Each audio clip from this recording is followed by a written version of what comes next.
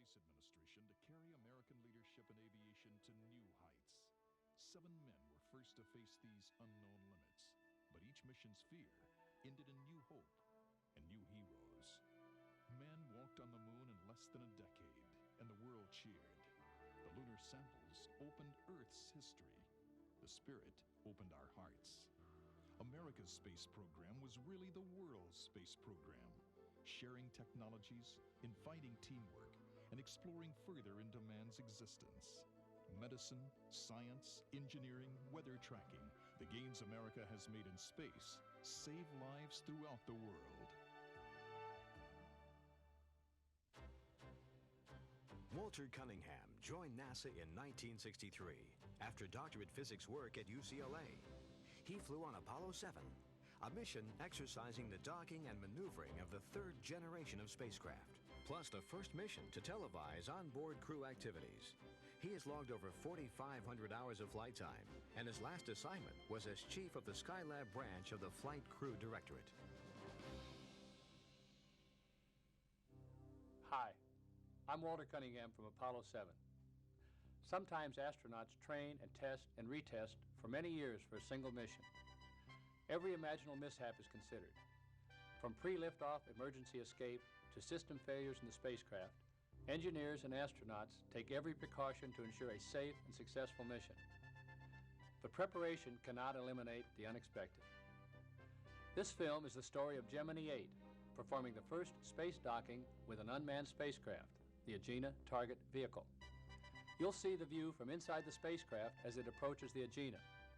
Both are moving at 17,500 miles per hour, while Neil Armstrong has to pull the Gemini spacecraft within 2 feet and then dock. Shortly after completing the first space docking, the attached vehicles began spinning uncontrollably. The Gemini spacecraft was quickly separated, but then began to rotate even faster. It was their own spacecraft that had the problem. While spinning around at 1 revolution per second, Neil and Dave regained control by using their re-entry thrusters to stabilize the rotation. This wasn't the first mission to experience an in-flight emergency, but it was the first to cut the mission short and return to Earth immediately. Watch the exciting and safe conclusion of Gemini 8's surprise landing in the Pacific.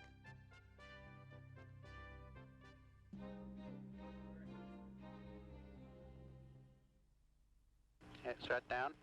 Flag Fido, we had cut off. Stand by. Roger, Fido. Standing by for heavy ice. Roger, heavy ice counting over 300 feet per second.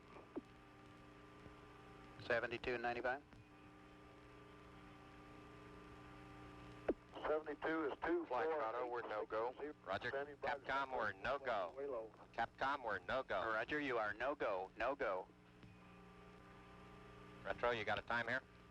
Roger, flight area Charlie at 9+20. Full angle on the retro, 7 degrees. Recovery Roger, flight. 7 on the retro. Flight. Roger, we had a board here. We're going for area Roger. Charlie. We'll be retro firing at 9+20. Roger, flight. Can you give me some weather and access times in that area, please? No swells, and your call sign Rescue 1, the destroyer, is the low. 5, 4, 3, 2, 1. Retro fire. Roger, fire 1. Rocket 2.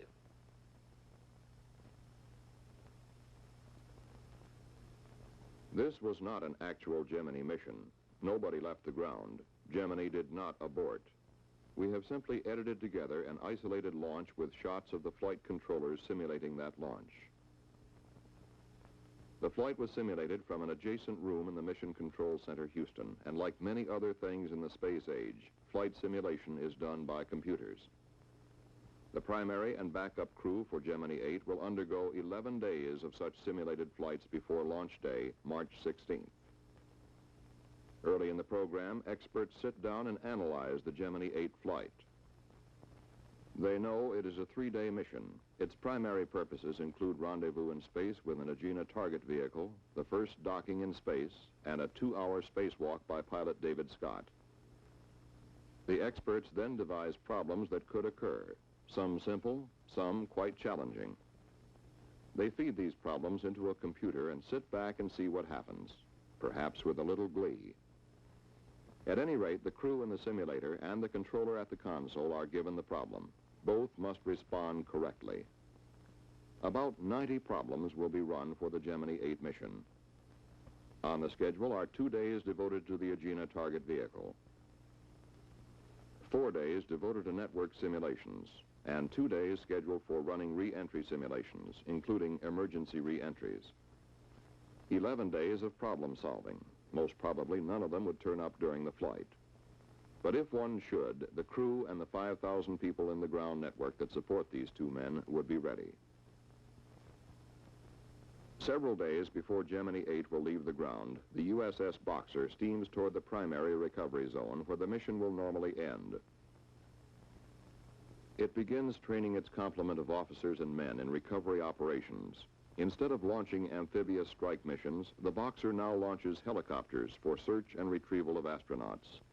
On board is the commander of the Western Atlantic Recovery Forces, known as Task Force 140.3. 2 ships, 6 helicopters, and 6 aircraft are assigned to this task force. All 5 manned Gemini flights to date have been recovered as planned in the primary zone.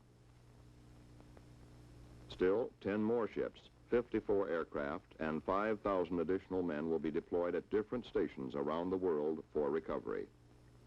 There are 9 other planned landing areas lying within the 3 major zones of the Eastern Atlantic, the Mid-Pacific, and the Western Pacific.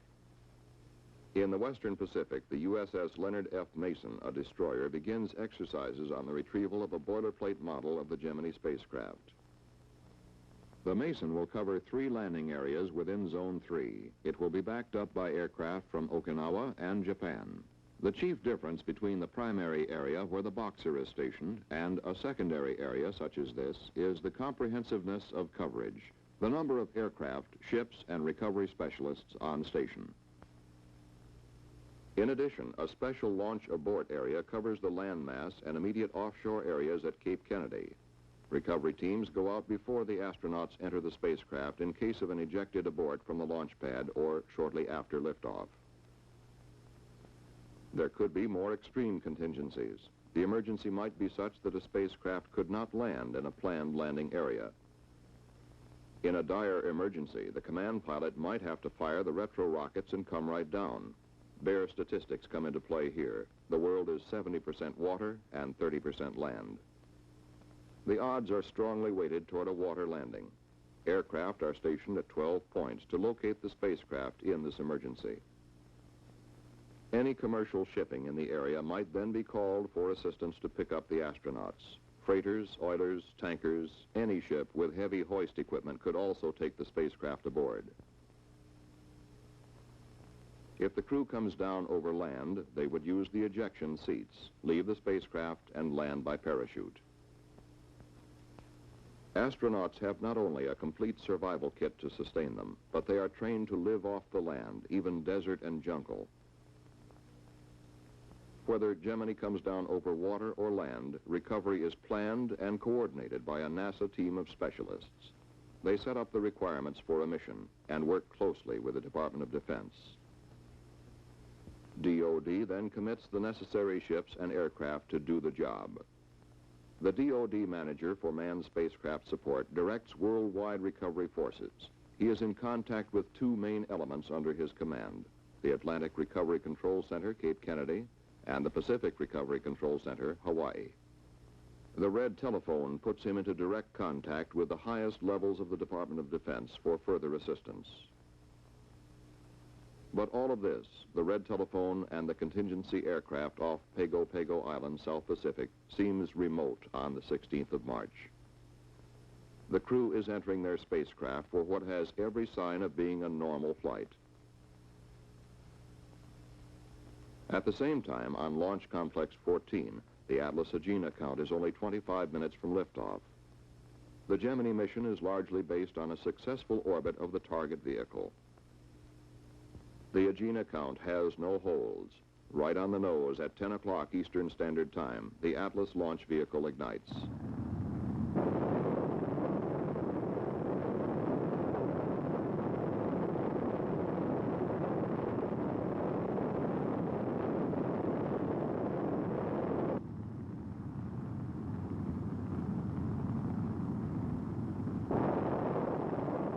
Atlas has 3 main propulsion engines which ignite at liftoff. 2 are booster engines and 1 is a sustainer engine. The booster engines cut off first, some 2 minutes, 40 seconds into the flight. The sustainer engine then takes over and propels the Agena to an altitude of 654,190 feet. 2 small vernier engines on the Atlas continue to position the Agena properly in the later phases of launch. They cut off at 5 minutes, 6 seconds after liftoff. The Agena propulsion system then inserts the target vehicle into a circular orbit. Today, the flight plan calls for a circular orbit of 161 nautical miles. Something close to that would be acceptable. The Agena propulsion system can be started from the ground and a burn completed to change the orbit. But as the final figures come up to the flight dynamics officer, no in-flight burns will be needed. Agena has hit the planned circular orbit of 161 nautical miles. This is a good beginning for any rendezvous flight. The news is given the crew by the spacecraft communicator. Pilot Scott comes back with just what the doctor ordered. The flight director now calls for launch of Gemini 8 at 11:40 and 59 seconds Eastern Standard Time. Offshore, the launch site recovery forces are fully deployed. They now can only wait like the rest of us. Stage 2 pre-valves coming open, 5 seconds. T-minus 20 seconds, mark.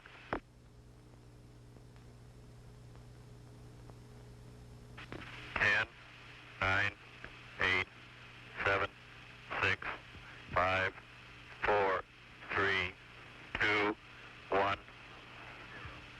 Ignition. Liftoff. Roger, clock, Gemini.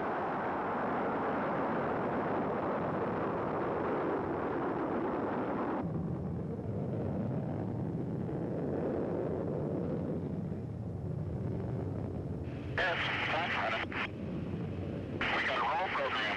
Roger, roll. Good liftoff, 8. That's looking good. Our roll is in. We have a pitch program. Roger, pitch program. The liftoff came as Flight Director Hodge had requested, 11:40 and 59 seconds.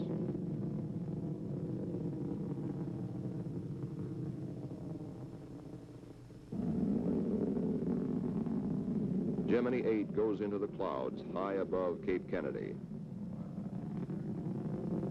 As the spacecraft comes out of the clouds, an aerial chase plane picks it up for a close look at what it's like to ride as a spacecraft crew on top of a booster.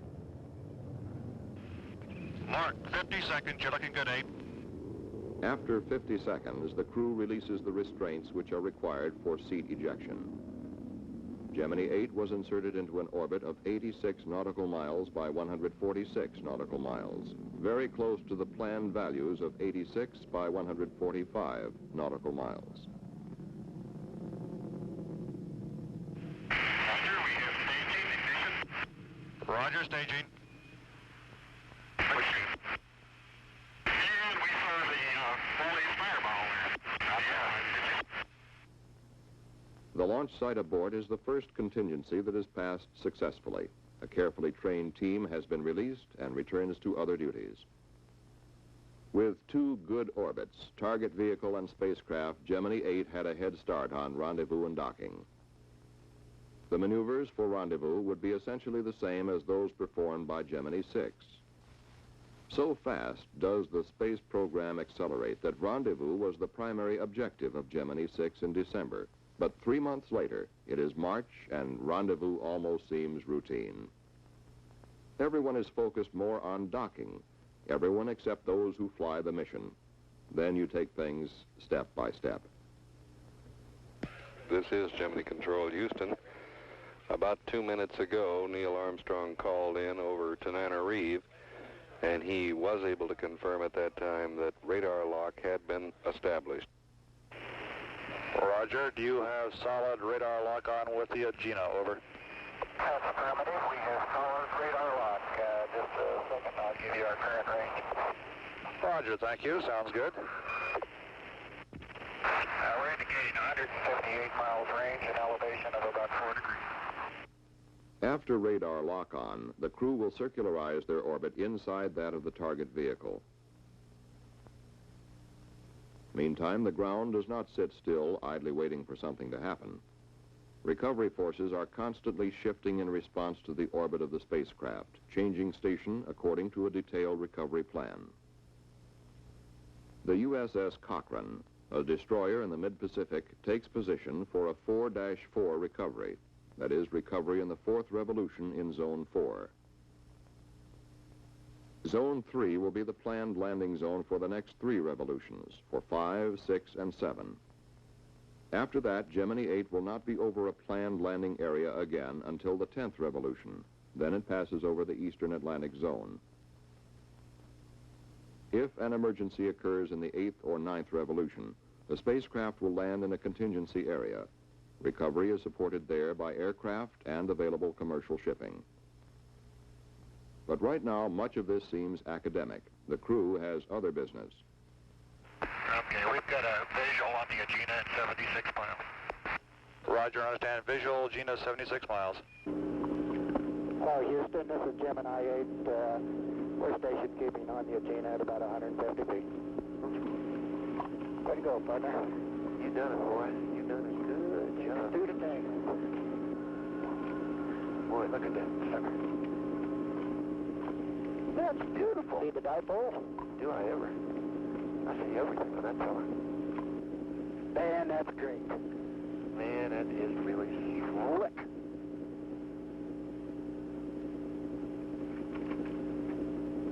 A bit of all right. Okay, the first thing we really have to do, platform parallelism, 650 to 710, and they're giving us the SPC loaded yaw maneuver. It looks like at nominal time.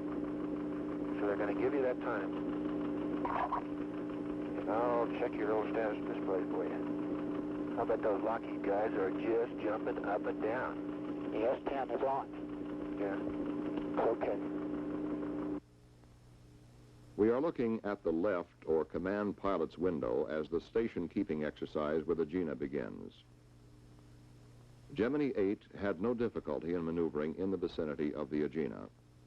The onboard film, as in past flights, was at 6 frames per second and is being projected at 4 times that speed. After station keeping for 35 minutes, Command Pilot Armstrong begins to move in closer to Agena, preparing his final docking approach.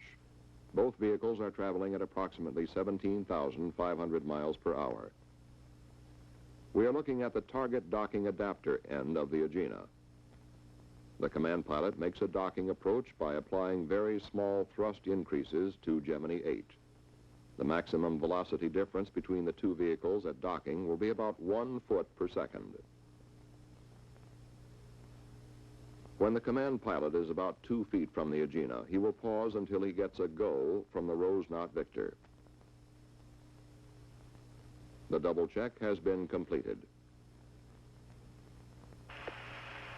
Okay, Gemini 8, we have TM solid. You're looking good on the ground. Go ahead and dock.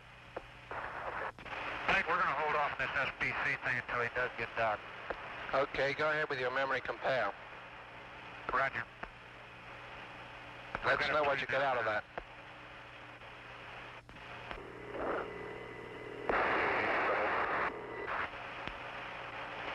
Flight, we are down. That was it. 2 vehicles dock for the first time in space. Shortly after docking, the crew was slightly surprised when Jim Lovell, the spacecraft communicator, checked in with this caution. Go ahead. Roger, 8, reading you loud and clear. I have some information for you. Ready to copy? Stand by.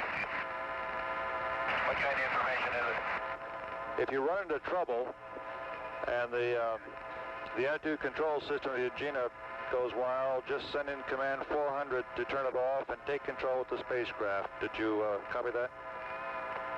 Roger, we understand. It was a routine check. You punch 400 into the onboard computer. This automatically turns off the attitude control system of the Agena. If the problem is Agena control, that ends it. Minutes later, Gemini 8 passed out of communications range beyond the island of Madagascar. The crew was preparing to begin a series of docking exercises. And the Mason was between stations. It had left 5-3 and was headed for a 6-3 recovery zone. Since we were in the 5th revolution, the retrofire experts were routinely updating their retrofire times. These are usually planned for 6 revolutions ahead and stored in the onboard computer. It was about this time that Jim Lovell almost qualified as the space prophet of the year.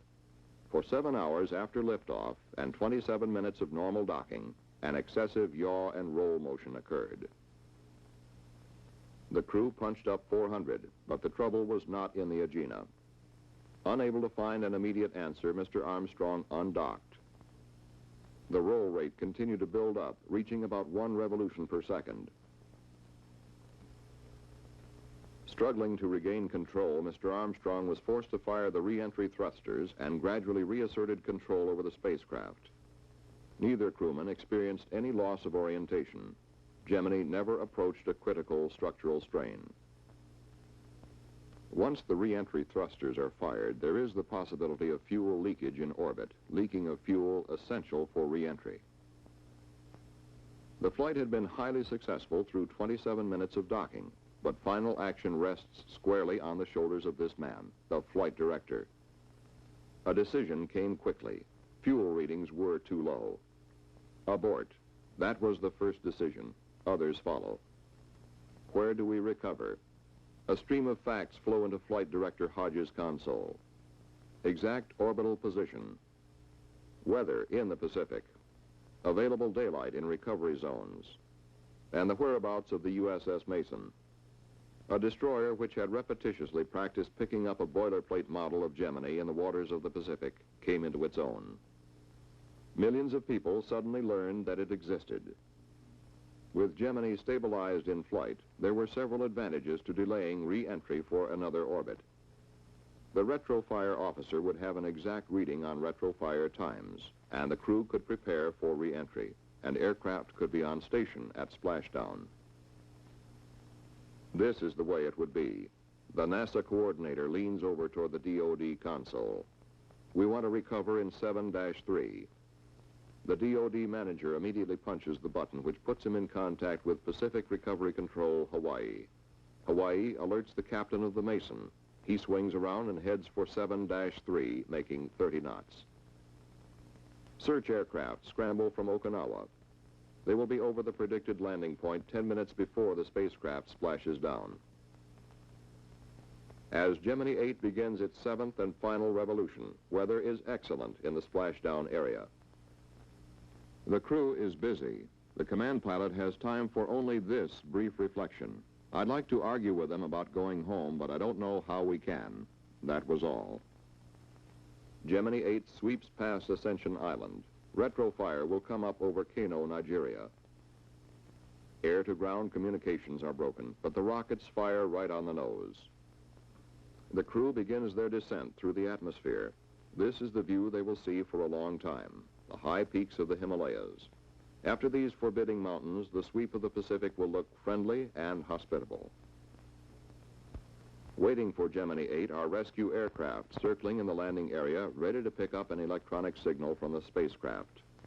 2 aircraft from Okinawa were originally assigned here, but 5 others were quickly alerted and added to the recovery team. When Gemini 8 is only 3 miles away, a C-54 catches sight of it on the main landing parachute. After that, landing is almost routine, and Gemini 8 landed within 2 miles of the predicted impact point. The first pararescue swimmer in the water is Airman First Class Neal.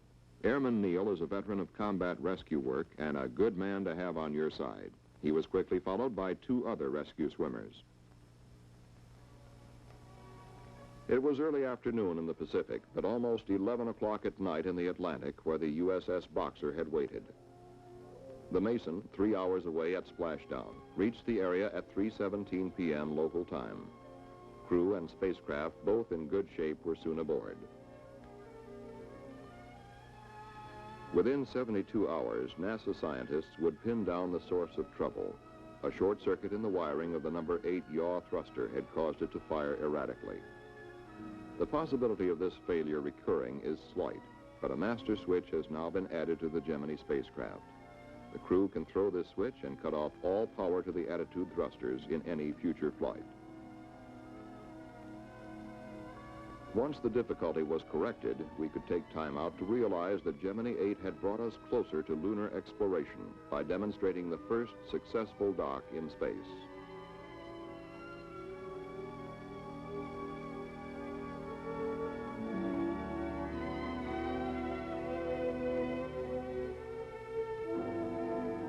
Gemini 8 also gave many of us our first look at men like the three young rescue swimmers, Airman Neal and Moore and Staff Sergeant Hewitt, as well as the captain and crew of the Mason. Men who are there in every flight, on remote stations, doing their duty and doing it well. It was these men who sighted Gemini 8 on the parachute and took the crew and spacecraft safely aboard the Mason. At that point, we knew that the long months of training and the many simulations and the close interplay between NASA and the Department of Defense were sound. The mission is ended. The control room is empty, but it will soon fill up again as simulations begin for the next flight. We had achieved our first docking in space. We experienced our first orbital abort. In both cases, Gemini 8 came through with flying colors.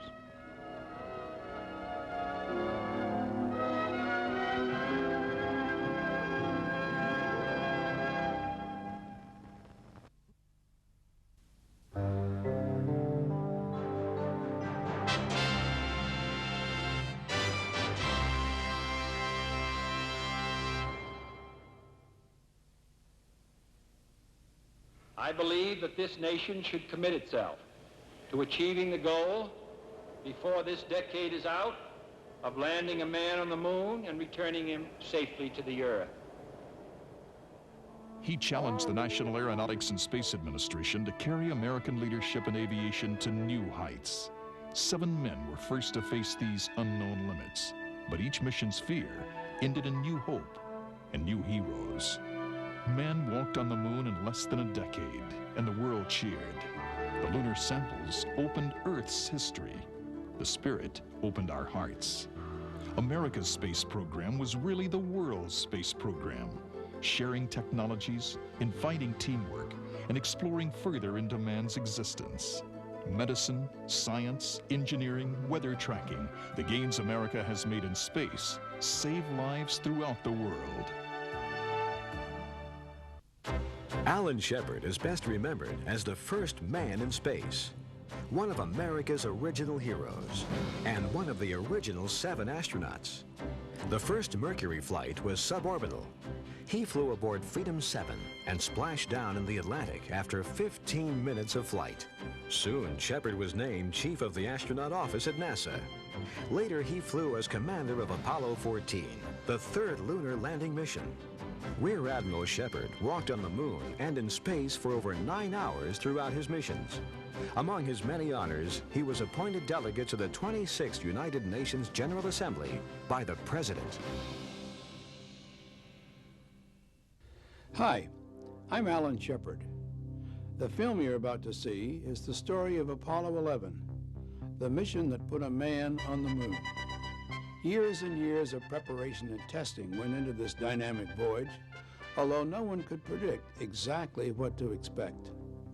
In July of 1969, an estimated 1 billion people watched as astronaut Neil Armstrong was the first man, the first American, and the first human to set foot on any other planet. This tremendous step brought the whole world a little closer, because even though Americans performed the moon landing, it was every nation that would benefit from the experience. Scientists didn't know if astronauts would sink into the gray, dusty cover of the moon. America had made several successful lunar orbits, but no amount of testing could prepare them for actually landing. Each astronaut flew simulations over and over, but landing the Eagle 230,000 miles from Earth was a difficult challenge to comprehend. Watch with me and witness some never-before-seen footage of man's first steps on the moon. The planet, with no rain or wind, will forever display the tracks of Americans. It was the proudest moment in our history, the moment the Eagle had landed. Okay, engine stop. APA at a descent. Mode control both auto, descent engine command override off. Engine arm off. 13 is in. We copy you down, Eagle. Houston, Tranquility Base here. The Eagle has landed. Roger, Tranquility. We copy you on the ground. You got a bunch of guys about to turn blue. We're breathing again. Thanks a lot. And we're getting a picture on the TV. There's a great deal of contrast in it, and currently it's upside down on our monitor, but we can make out a fair amount of detail. Okay, Neil, we can see you coming down the ladder now. Sunday, July 20th, 1969. Around the world, nearly 1 billion people watched this moment on television as the first man from Earth prepared to set foot upon the moon. At the foot of the ladder, the 11-foot beds are only depressed in the surface about 1 or 2 inches, although the surface appears to be very, very fine-grained as you get close to it. It's almost like a powder. Ground mass is very fine. I'm going to step off the limb now. That's one small step for man, one giant leap for mankind. I believe that this nation should commit itself to achieving the goal before this decade is out of landing a man on the moon and returning him safely to the Earth. All that we have accomplished in space, all that we may accomplish in days and years to come, we stand ready to share for the benefit of all mankind. As we explore the reaches of space, let us go to the new worlds together, not as new worlds to be conquered, but as a new adventure to be shared. Since the earliest time, man has imagined this moment, the moment when his fellow man would make the first journey to the moon. Now the time had come. In the 6th decade of the 20th century, the ancient dream was to become a reality.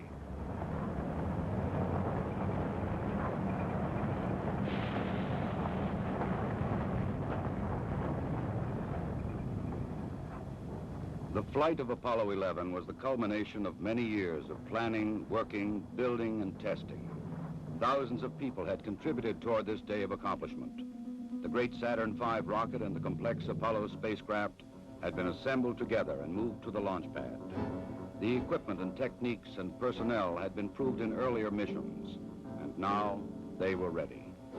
The astronauts chosen for this mission had flown it many times in ground-based simulators. They had all been in space before. They had trained carefully and well, and now they too were ready. Astronaut Michael Collins would pilot the Apollo command module.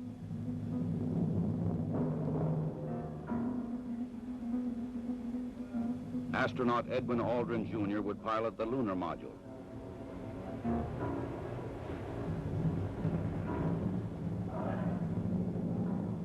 And astronaut Neil Armstrong would serve as mission commander. Armstrong would be the first man to step upon the moon.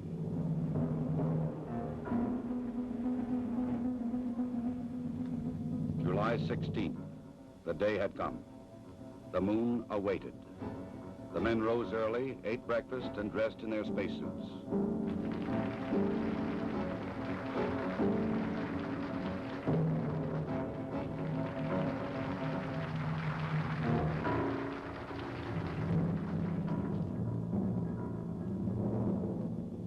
Other astronauts had made this journey to the launch pad, but never with such anticipation. 9:32 a.m., July 16th.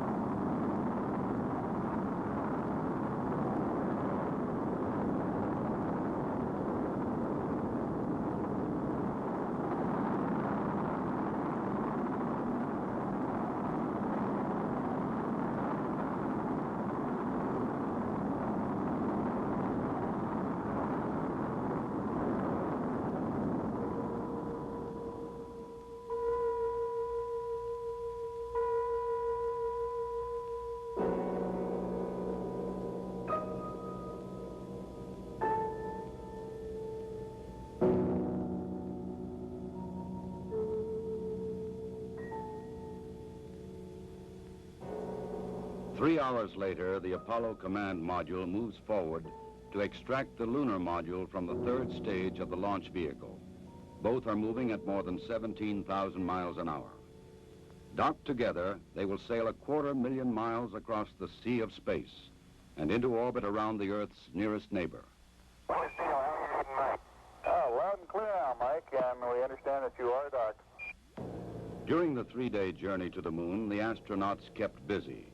Checklists, navigation and observation, housekeeping.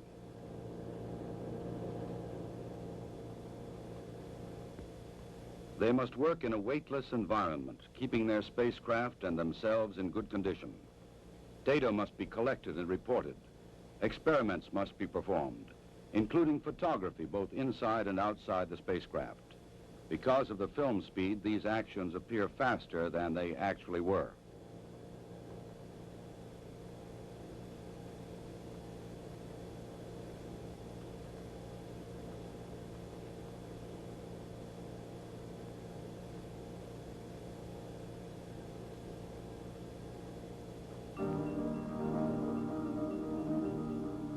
July 19th. Apollo 11 slows down and goes into orbit around the moon. The bright blue planet of Earth now lies 238,000 miles beyond the lunar horizon. Astronauts Armstrong and Aldrin, now in the lunar module, separate from the command module.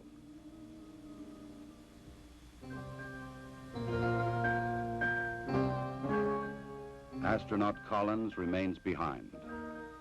Preparation for the lunar module descent to the moon now begins.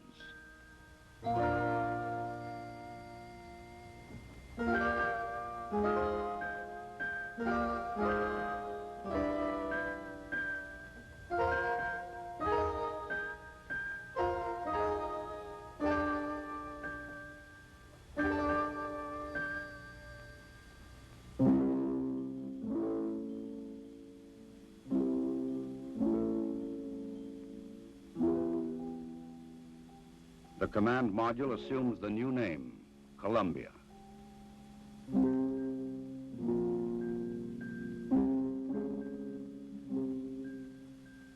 The lunar module will be called the Eagle. From Columbia, Michael Collins' camera sees bright rays of the sun reflecting patterns of color from the surface of the Eagle.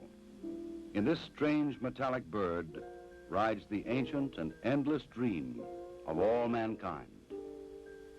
The command pilot can see detail which his camera cannot record. The 4 landing pads of the lunar module are fully extended and locked in place. The Eagle is poised and prepared for its descent to the lunar surface.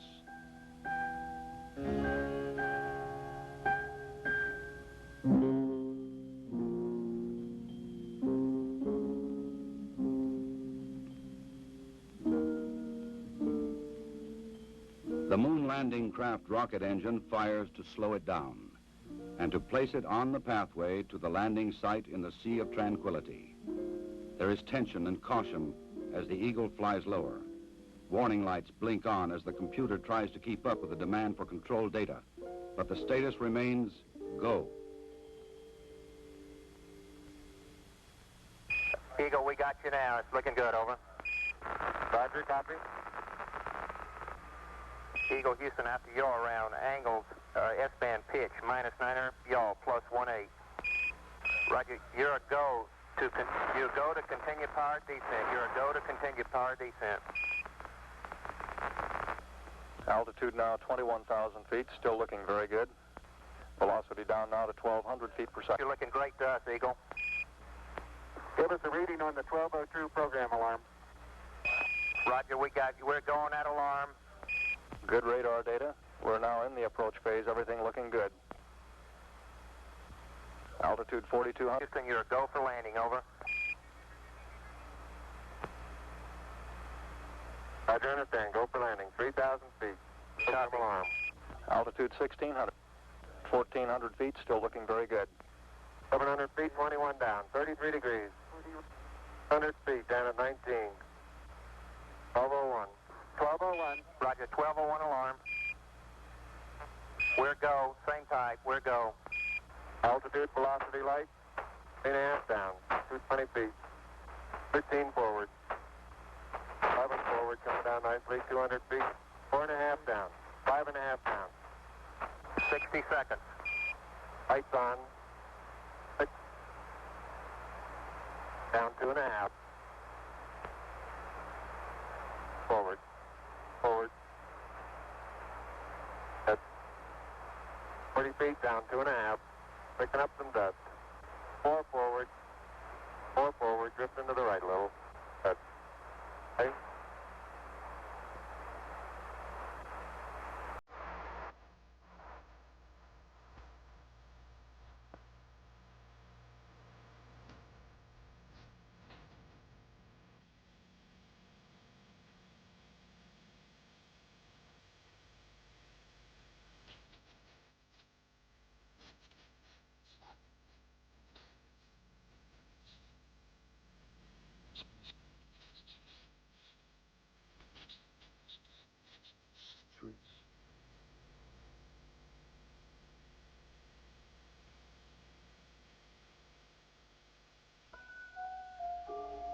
Seven hours after landing, after careful preparations for later ascent were completed, Armstrong opens the Eagle hatch and begins his climb down to the surface.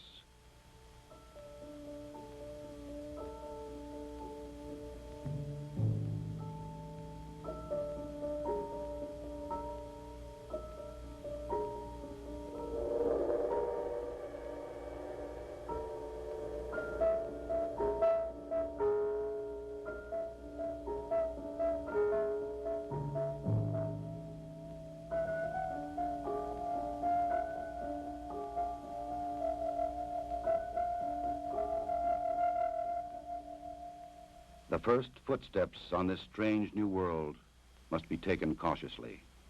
The moon has only 1/6 the gravity of Earth. The nature of its surface was still unknown. I'm going to step off the limb now. That's one small step for man, one giant leap for mankind.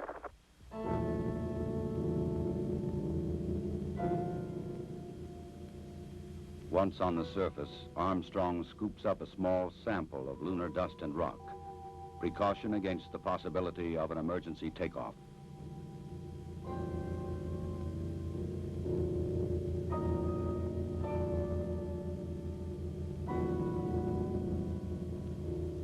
According to plan, astronaut Aldrin now descends from the Eagle.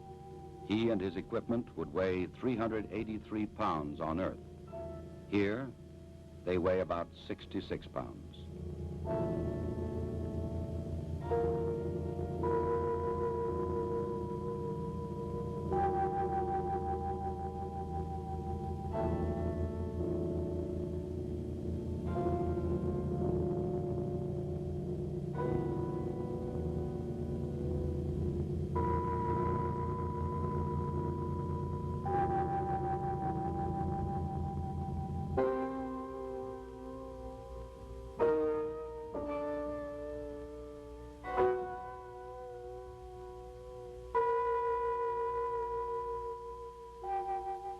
For a brief moment, the first men on the moon stand and look at the stark, lonely landscape around them, an experience which no one before them can share.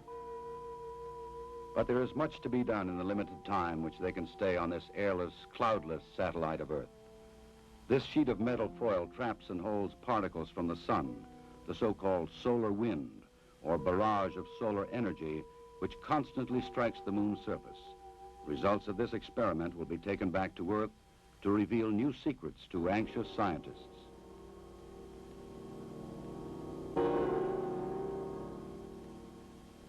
An American flag is left behind on the moon, together with medals honoring American and Soviet spacemen who lost their lives in earlier space tests, and a small disc carrying messages of goodwill from 73 nations on Earth.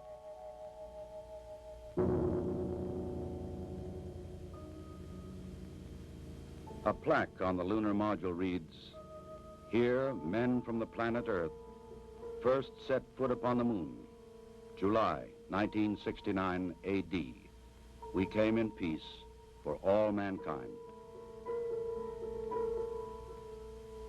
Through a specially made television camera, viewers in many nations on Earth were able to watch the astronauts as they walked and worked on the moon. Despite the bulky spacesuits and the backpacks containing oxygen, temperature control, and communications equipment, the Apollo 11 crew found they could move easily about the surface.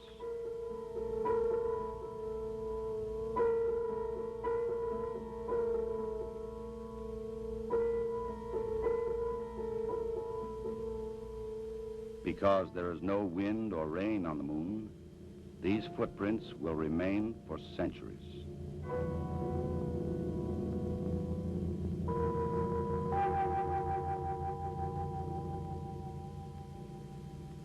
In addition to collecting rock and soil samples, the explorers leave behind a seismometer. This highly sensitive device would send back valuable information on external meteoroid impacts, as well as internal lunar movements.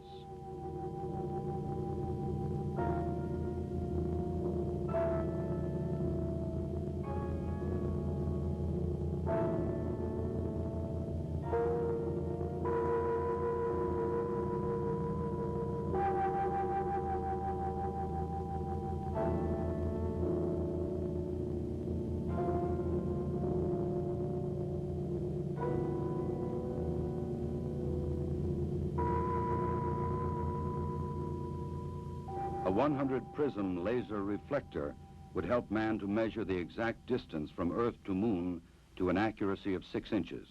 These were the first of many experiments which will be taken to the Moon to provide man continuing and increasing knowledge about the Moon and the vastness of space beyond. After 2 hours and 31 minutes, the first lunar explorers had completed their research on the Moon. A night of rest in the lunar module, countdown preparations, and they were ready to come home. Tranquility Base, Houston. Guidance recommendation is pings, and you're cleared for takeoff. Roger, understand. We're number 1 on the runway. 7, 6, 5, work stage, engine arm ascent.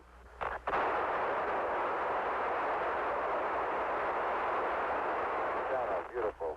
Very smooth. Very quiet ride. There's that one crater down there.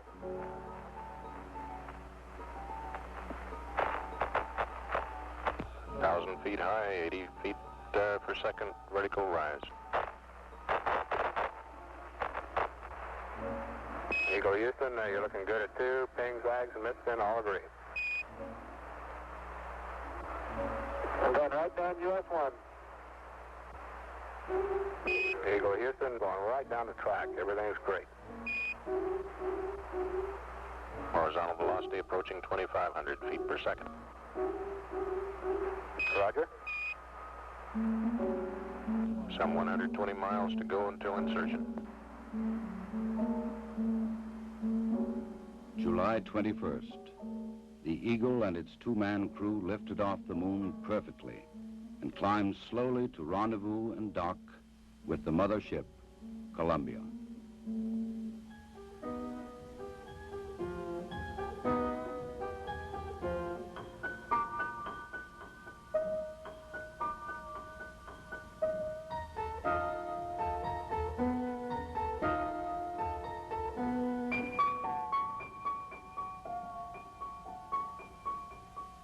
While Armstrong and Aldrin explored the Moon, astronaut Collins had kept a long and lonely vigil in the Columbia. The approaching Eagle was a welcome sight.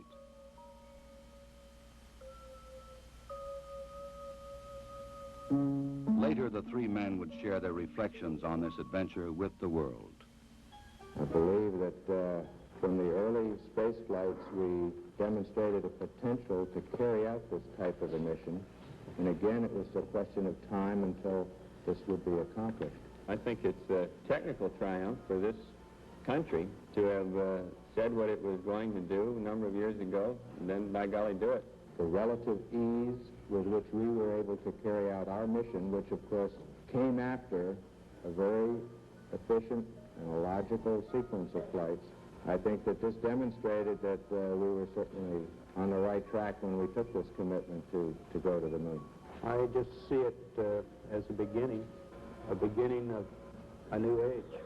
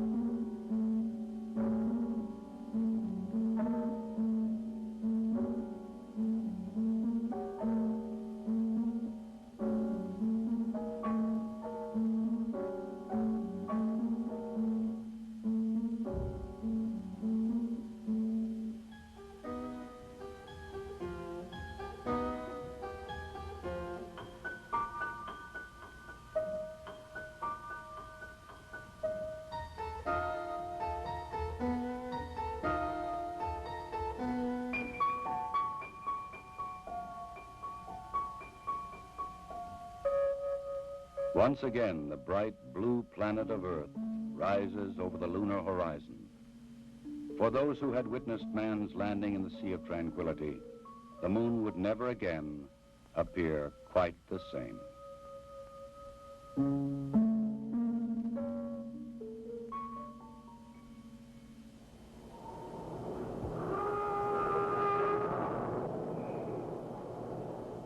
July 24th, dawn in the Pacific. Apollo blazes across the heavens, coming back to Earth at 25,000 miles an hour.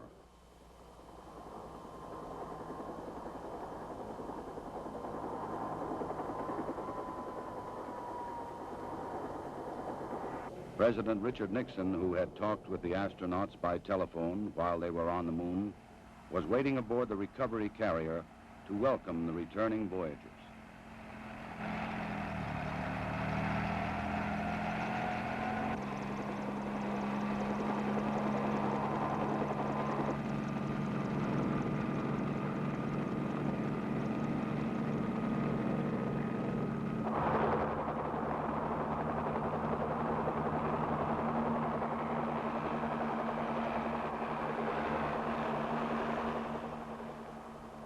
The president later expressed the nation's response to this historic mission.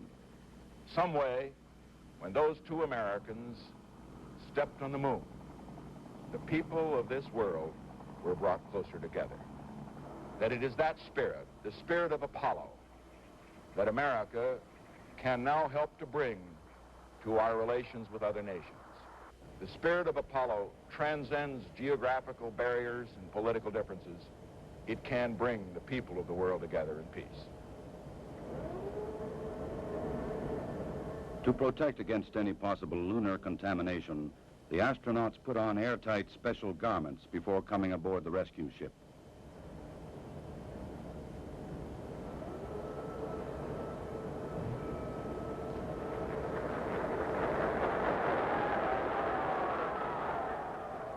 They transferred directly from the helicopter to a mobile quarantine van, in which they would be flown back to the Manned Spacecraft Center in Houston, Texas.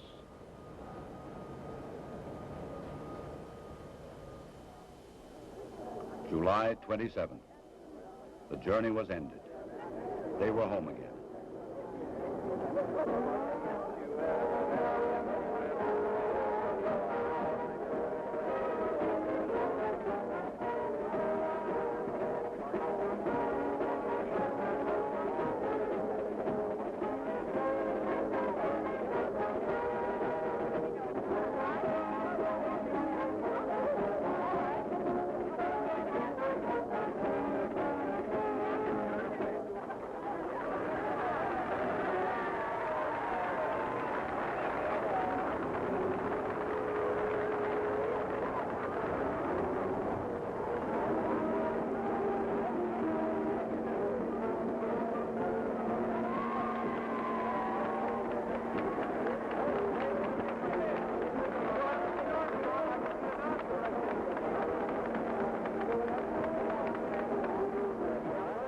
Ahead lay 3 weeks of isolation, medical tests, and mission debriefings.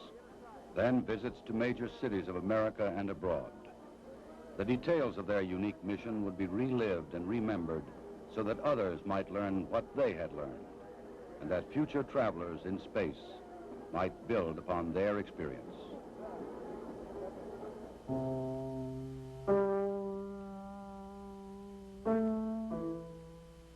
The rock and soil samples brought back would be examined and analyzed by scientists in many lands.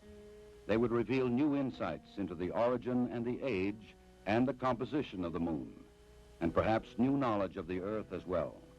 Already experiments left on the moon were sending back revealing new information.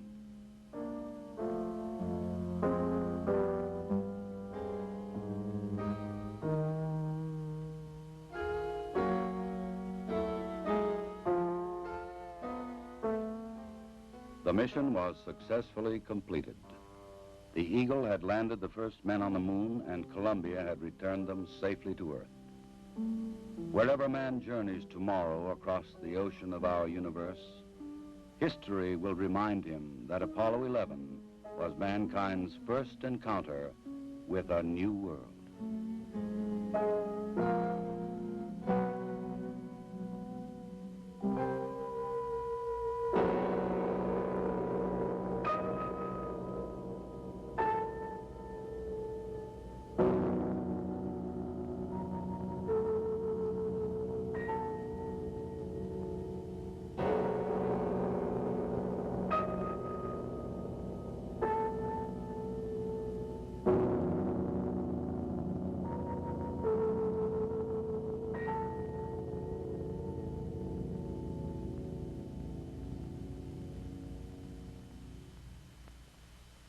I believe that this nation should commit itself to achieving the goal, before this decade is out, of landing a man on the moon and returning him safely to the Earth.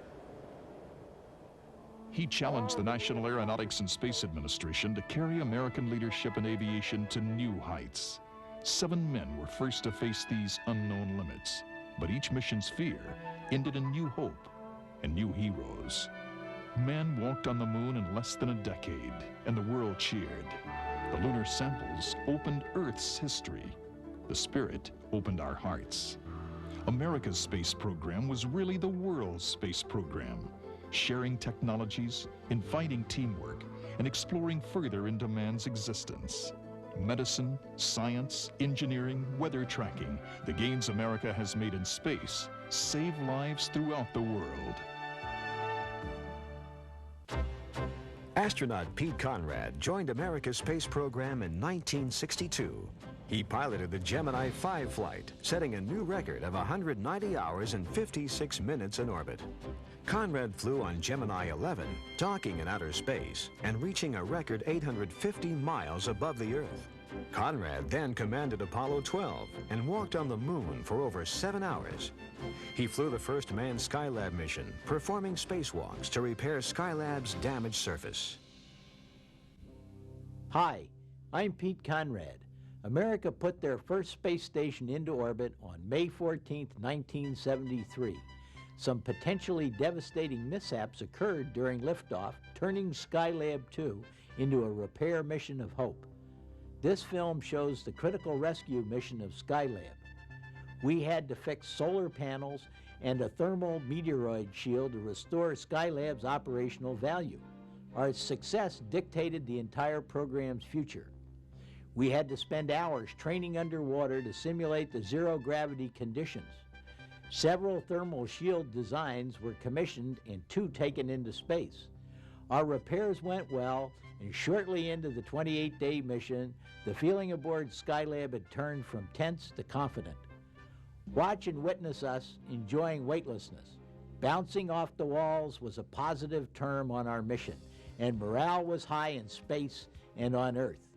We accomplished important biomedical and scientific objectives on Skylab 2, and now the space station was ready for the next occupants to move in.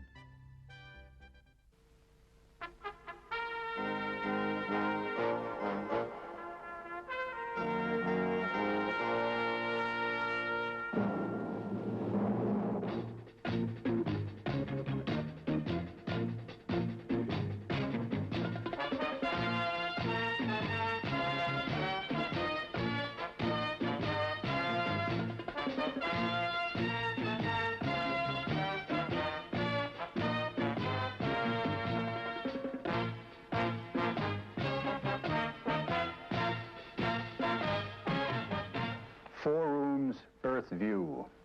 Sounds far-fetched at the moment, doesn't it? But you know, we may be seeing ads like this in the not-too-distant future. In fact, there's the equivalent of a small bungalow out there in space right now that's empty and available with a beautiful view of Earth. Skylab, a bungalow that has already had 9 tenants. The main purpose of Skylab was to make space flight more useful for man's endeavors on Earth. As NASA Administrator James C. Fletcher put it, Skylab marked the transition from exploration to the exploitation of space. As has been said, the average taxpayer is entitled to ask, what's in space for me? Well, the results from Skylab will, we hope, answer that. Let's take a look now at the development of the Skylab space station itself. As I said before, this was really an economical venture to which the earlier major space programs contributed greatly, enabling the Skylab project to use flight hardware already in existence. It's 48 feet tall and 22 feet across, with a 13,000 cubic foot interior. 10,000 cubic feet of working space in the main section alone, the equivalent of a small family bungalow. Skylab is divided into a lower floor with crew quarters, wardroom, and medical experiment area, with an upper floor for space technology equipment.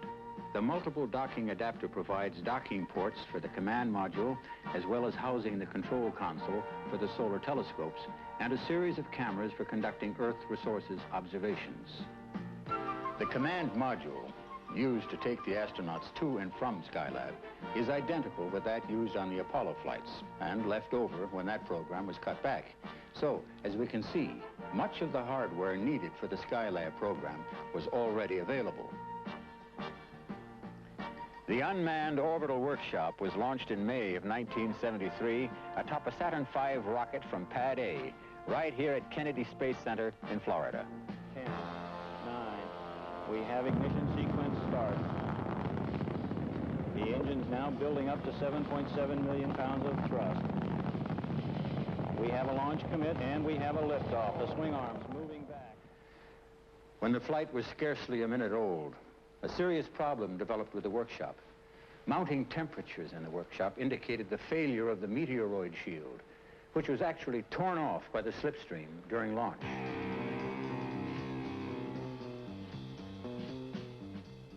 An hour after launch, the ground controllers in Houston were still waiting for confirmation that the workshop's solar array panels had deployed, a signal they never received. Of course, the launch of the first Skylab crew scheduled for the next day had to be postponed until solutions were found. The urgent need was to stop the rapid temperature rise, which was immediately accomplished by ground control in reorienting the workshop so it was no longer broadside to the sun.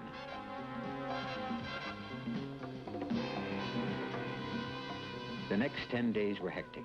Immediately, teams were formed to provide answers to the problems. A major objective was to design and fabricate a thermal shield that could be deployed on the workshop to make Skylab habitable. Throughout the United States, teams worked round the clock in an all-out effort to perfect such a design.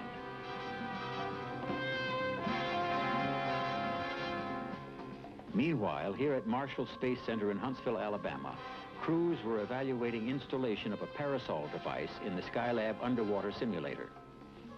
In conditions approximating zero-G, they also trained underwater in methods of freeing the jammed solar panel.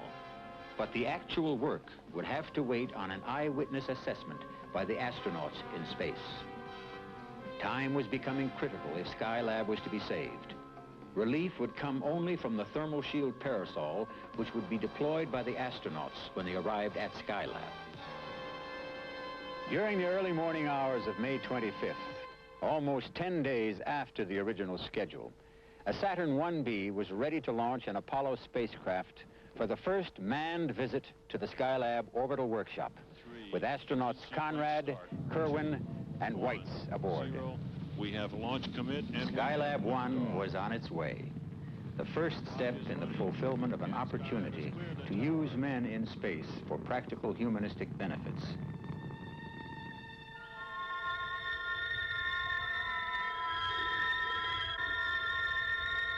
By mid-afternoon, the crew rendezvoused with Skylab and performed a televised fly-around to assess the damage. Most of the predictions were confirmed. The meteoroid shield had been ripped away, exposing the workshop skin to the sun. One of the solar array panels had been completely torn off, and the other, only partially deployed, was held in check by an aluminum strap, a fragment of the meteoroid shield. As astronaut Conrad put it, solar wing 1, 2, right, is gone. An unsuccessful attempt was made by Weitz at freeing the panel, working in the open hatch of the command module before docking with the workshop. After a night's sleep aboard the command module, they entered the workshop and took steps to deploy the parasol.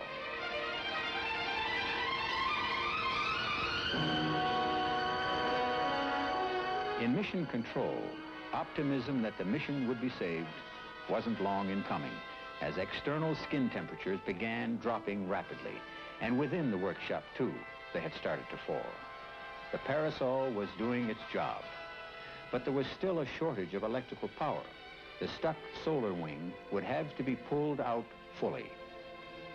Thanks to the work of the backup crew at Marshall, where procedures were worked out for freeing the solar panel. All the attention I can take. Astronauts Conrad and Kerwin went on their first spacewalk to repair the damage. This took 3.5 hours, and it was difficult work. But man prevailed, and they were able to sever the strap and pull out the panel. Let go, let go, let go. All right, I've got it.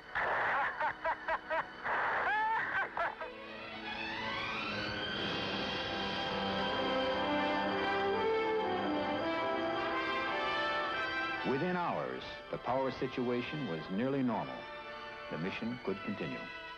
A mission transformed from near ruin to success.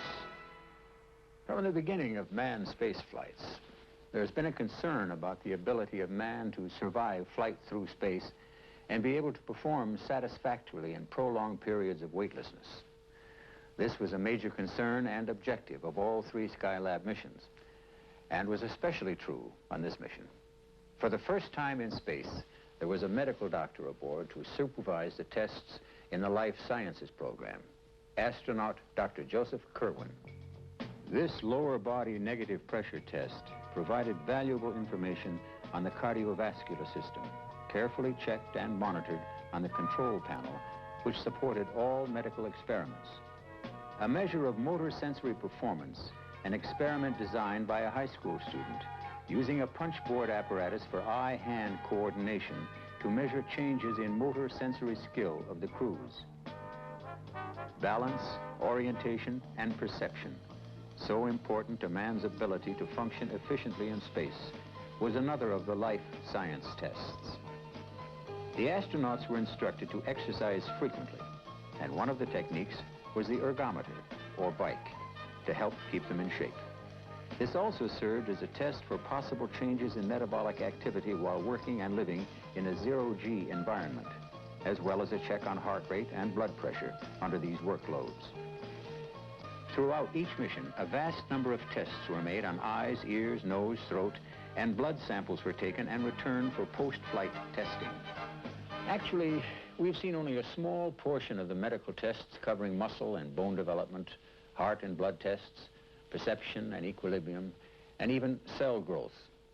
The ability to monitor, record, and transmit medical information over such a distance on the most advanced equipment yet devised will prove invaluable and undoubtedly be adapted for use in hospitals here on Earth. The tenets of Skylab certainly indicated that men could live comfortably in space for long periods of time with no apparent harm. It can be said that with Skylab, we have completed the most extensive medical space missions ever flown and learned many new things about man in weightlessness. Outer space is a truly revolutionary platform for materials processing, since all of the adverse effects of gravity are absent. This makes it possible to perform operations in materials processing and manufacturing that would be virtually impossible here on Earth. Many space processing experiments were performed aboard Skylab in a vacuum chamber and heat treating apparatus, including an electron beam gun and small electric furnace. The formation of crystals might well be the most valuable of all the manufacturing experiments. This resulted in crystals 10 times larger than those grown on Earth, with a much better uniformity of composition, so important in the modern field of electronics. This will result in systems that will perform more functions, will be faster, will require less power, will be smaller and less expensive to manufacture. The pocket computer, so widely used and popular today, is a direct result of space technology. As Professor Harry Gattos of MIT says, it is no longer a matter of speculation that materials processing in space presents one of the greatest opportunities ever afforded to benefit mankind. And kids, when it comes to blowing bubbles, how about this?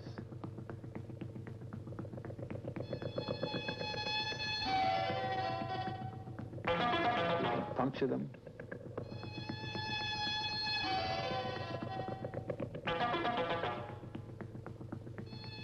Pull them and pick them up, but they still won't break.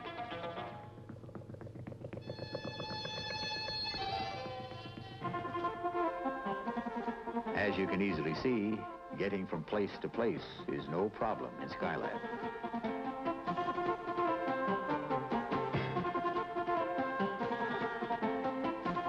Weightlessness can be lots of fun, too, as Pete Conrad shows as he exercises, much like a squirrel in a cage.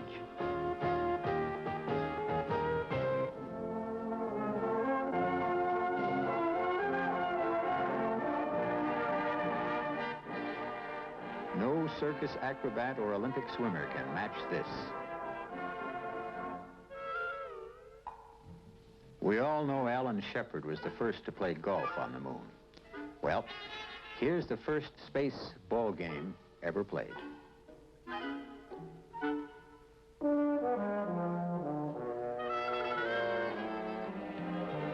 The first 3 tenants of Skylab returned to Earth after 28 days in space. When trouble developed at the start of this mission, we might have despaired and written off Skylab as so much space junk. However, that was unthinkable. What the ground teams and astronauts did in saving the project, moreover, proved the crucial value of man in space. Future missions were assured. Early one morning, late in July, a month after the return of the first crew, Skylab 2, the second manned mission, was launched, with astronauts Bean, Lausma, and Garriott aboard. And the second manned crew has cleared the tower.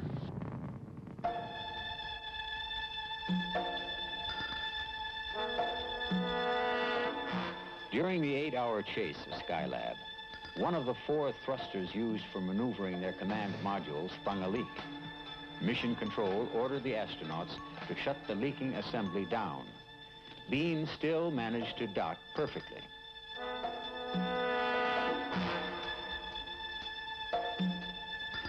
Six days later, another thruster sprang a leak and had to be shut down. The thrusters are needed to orient the capsule so that its main rocket can fire in the right direction for safe re-entry and return to Earth. For the first time in the manned space program, NASA had developed the ability to perform a rescue in space from a disabled vehicle. Round-the-clock preparations were immediately begun to activate the Skylab rescue vehicle, the rocket assembled and an Apollo craft modified. The Saturn 1B rocket was rolled out to the pad, ready to launch the rescue ship into orbit. Meanwhile, the 2 leaks were found to be unrelated and not as feared indicative of a general system breakdown. Computer studies and ground simulations showed that the capsule could be steered with half its operating thrusters, and the astronauts were told they could stay aloft for the 59 days as planned and continue their scientific studies and experiments. The most important package of scientific instruments on Skylab was the 12-ton telescope mount with its 8 solar telescopes to permit a study of the sun. The importance of these studies and benefits cannot be exaggerated, especially when we consider the natural resources and energy crunch that is upon us today. The possibility of this research teaching us how to better harness this energy to power our cities and homes with an inexhaustible supply of clean, non-polluting power becomes a major goal. When people think of astronauts, they usually visualize them as high-ranking military officers and daring test pilots, forgetting that some are also scientists with advanced degrees in physics, electrical and aeronautical engineering, and medicine. The value of men in space as true scientific partners in space science research is most evident in the Solar Studies program, because that allowed photographic film to be used, resulting in spectacular photographs being returned to Earth. Pictures such as this can only be made from space above the Earth's atmosphere with a special instrument, a spectroheliograph. Notice the comparison of the size of Earth with the large eruption of the sun's atmosphere. Other wavelengths were used to help follow changes in the sun apparent when this photograph was analyzed. Such X-ray photos permitted further coronal study, unveiling faces of the sun never before seen by Earth-bound observers, giving radically new knowledge of the sun and ways it may affect the Earth. Solar studies and stellar astronomy were features of all three Skylab missions, and this solar flare, photographed on the third mission, was the most spectacular ever recorded, radiating more energy than has been used by man since the beginning of civilization.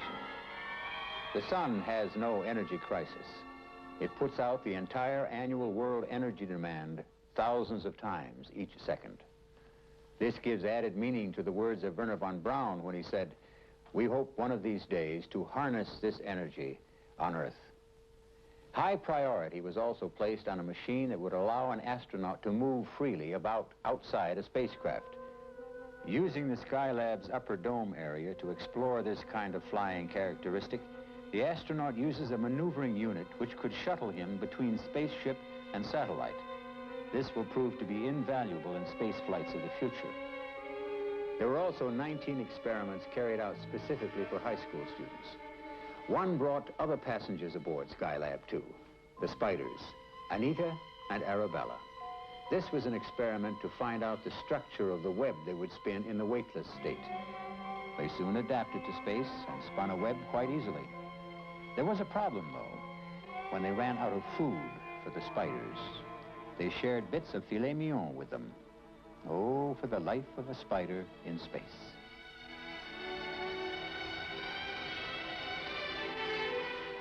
The Skylab 2 crew spent almost 14 hours in spacewalks, augmenting the parasol with a twin-pole sunshade, changing film for the solar telescope, and retrieving canisters containing over 77,000 pictures of the sun from outside the workshop.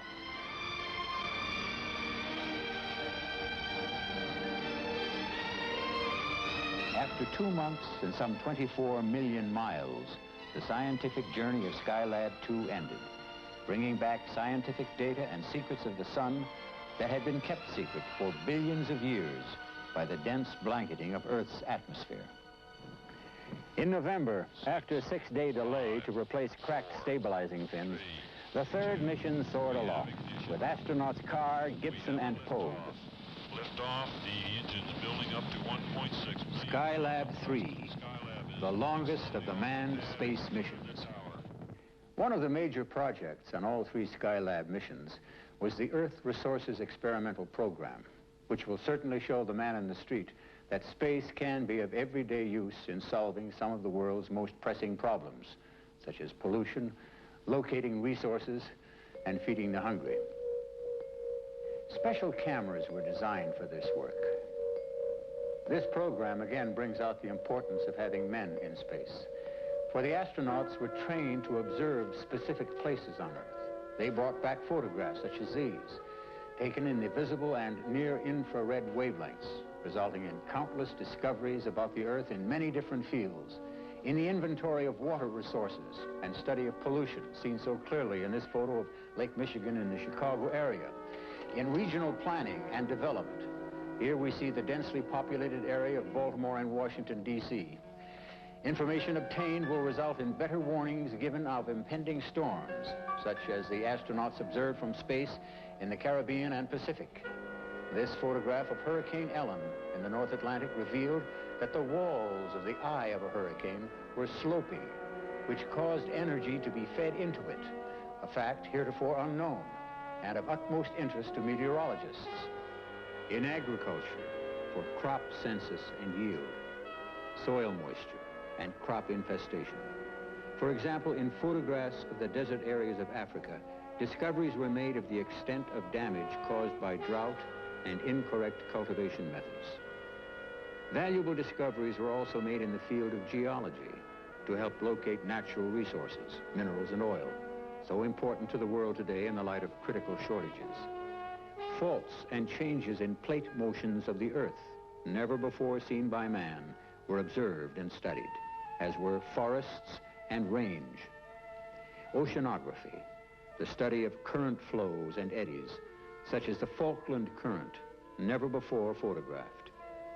Aids to ship navigation, to lessen the possibility of damage to cargo and ships, and reduce the chance of major oil spills. Mapping, especially in such areas as this in South America, never before done accurately. This perspective from an orbiting spacecraft, such as Skylab, gives us a better way to inventory and monitor our resources, and provides us with information at a cost we can afford. While it will take years to study and analyze the thousands of pictures taken from Skylab, we cannot overestimate their actual value in improving our life here on Earth. Meanwhile, let's go back to the comfortable environment of life in space. And speaking of comforts, the comforts of home were not neglected either, as the astronauts could enjoy weekly showers, and if they could find a foothold, wash and shave, and even prepare their own food to individual taste. No more just eating out of a tube, as on earlier space flights. Crewmen enjoyed space luxuries never before available. Even man's sleep was monitored by a cap with sensors, as each astronaut bedded down vertically in a sort of sleeping bag in his individual sleep compartment, or should I say, stateroom. It was found, by the way, that the quality of sleep compared favorably to the astronaut's normal sleep pattern on Earth. Determining weight in a weightless world is a real problem. With no gravity, there is no weight, and normal scales cannot be used. Since many of the biomedical experiments require measurement, this odd-looking chair was devised and used to keep a careful check on the weight of the astronauts. Small masses were also measured on a device so sensitive it could determine the weight of a postage stamp. The next time you do your push-ups, try this.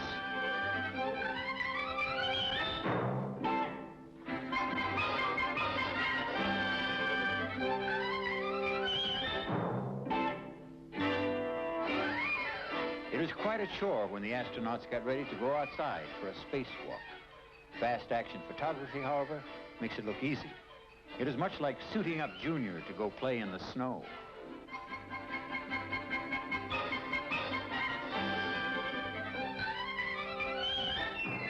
The Skylab crew spent 21.5 hours outside the workshop in spacewalks, changing and retrieving film, observation, and repairing equipment. As on all three missions, Earth observations continued.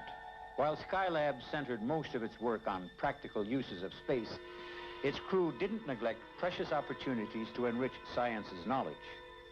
Cameras zeroed in on promising targets of opportunity, of which the most noteworthy was the comet Kohoutek.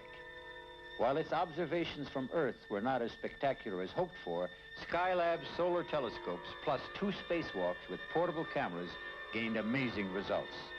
Actually, the Skylab instruments were the only means available to scientists anywhere to observe the comet during its close passage to the sun, as this stop-motion film shows.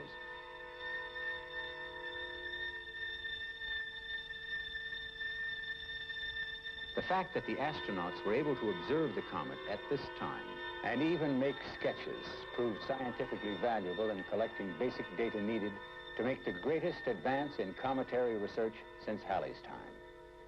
While we were celebrating the holiday season of 1973, each in his own way, there was a special celebration aboard Skylab 3. the Skylab Christmas in Space. And of course, that included the stockings, hung by a very unusual Christmas tree, painstakingly constructed out of food cans and decorated by the astronauts with a very special star on top, Comet Kohoutek. And now, a Christmas message from space, showing concern for people everywhere. From the Skylab Free Crew, we wish to extend to people around the world the message of peace, goodwill, and human understanding. After setting a new record of 84 days in space, the third manned Skylab mission ended with a splashdown and recovery in early February of 1974. It's impossible to single out one thing as the most important among the more than 2,400 experiments performed during the Skylab missions on a flight path that covered almost 75% of the Earth's surface. It is certain, however, that Skylab has established a basis of factual data for the design of future space systems and the planning of future manned operations in space. Even more important, it has demonstrated that man has important work to do in space. And for humanity in general, there is no doubt that this use of space makes an important contribution in allowing man to manage his affairs here on Earth more in harmony with nature. Before the crew left the space bungalow, they configured it for a possible revisit by somebody, perhaps by the future space shuttle, or as the space administrator said, the little green men from space. The orbital workshop will continue in a 270-mile-high orbit for 10 years or more. It's up there right now. Maybe you'd like to be the next tenant. 4 rooms, beautiful Earth view.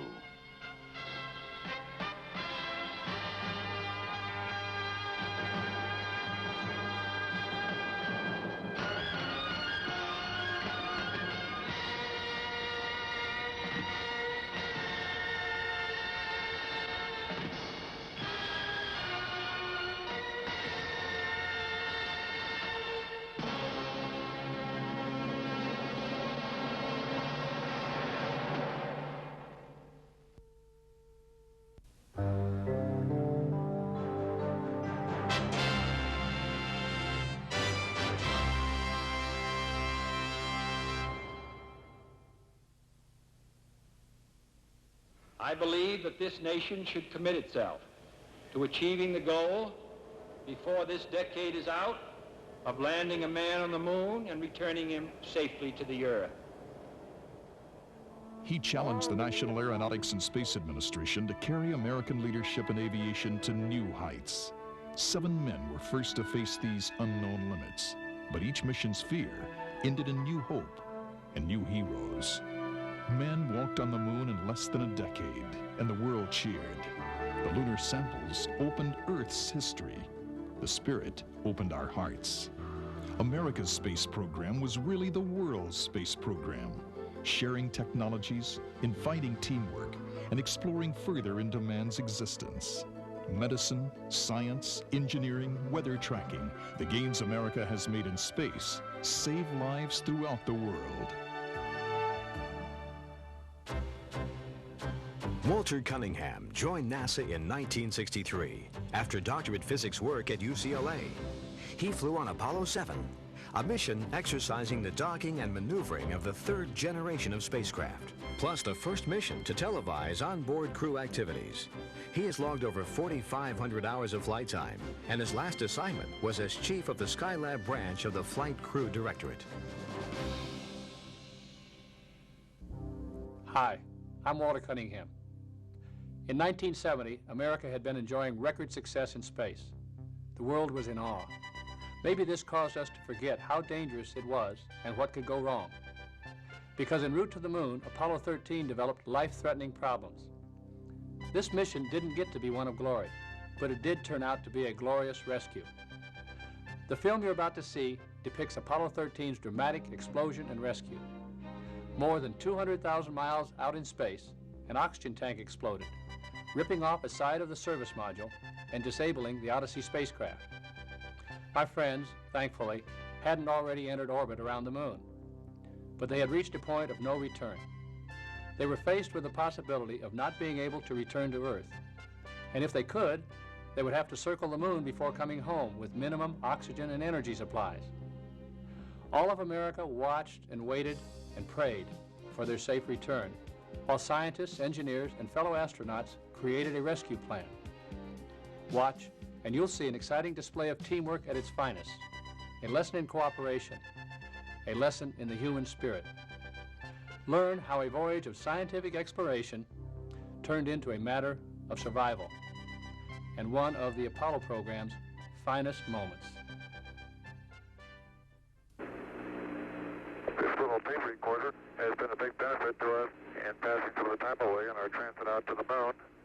And it's rather odd to see it floating like this in Odyssey while it's playing the scenes of 2001. April 13th, 1970. The mood could only be described as relaxed. Apollo 13, man's 5th lunar mission. The 3rd, scheduled to land on the moon, continued its tranquil coast. This is the crew of Apollo 13, wishing everybody there a nice evening, and we're just about ready to close out our inspection of Aquarius and get back to a pleasant evening at Odyssey. Good night. 13, we've got one more item for you when you get a chance. We'd like it to stir up your cryo tanks. In addition, I have a shaft and trunnion. Okay. For a look at the Comet Bennett if you need it. Okay. Stand by. Okay, Houston, we've had a problem here. This is Houston. Say again, please. Yes, Houston, we've had a problem. We've had a main B bus undervolt. Roger, main B undervolt. Okay, stand by at 13. We're looking at it. And we had a pretty large bang associated with the caution and warning there. And as I recall, main B was the one that had a amp spike on it once before. In the interim here, we're starting to go ahead and button up the tunnel again. April 11th, 1970. Launch day. The crew of Apollo 13. Jim Lovell, commander and veteran of 3 previous missions. He had orbited the moon Christmas 1968 on Apollo 8. Fred Hayes, his first time up, lunar module pilot. Jack Swigert, command module pilot. 3 days ago, he was on the backup crew. Now he replaced Ken Mattingly. Mattingly had been dropped from the mission because he had been exposed to German measles. He would watch the launch from Houston's mission control. Auto sequence initiated, flight. Roger. Flight booster. Go. S4B pre-press complete. Roger. Flight booster. S1C pre-press complete. We're on internal power and we're go. Roger. How's it look, Econ? You got your space? That's good, flight. Okay.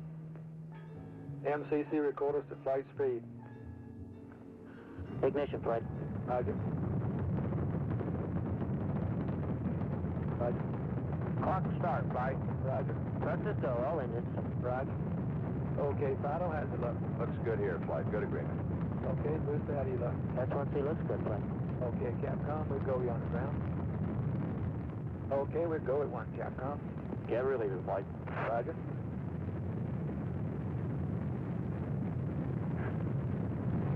Booster, how do you look? We look good, flight. We'll go. Okay, Fido. We're go, flight. Looks good here.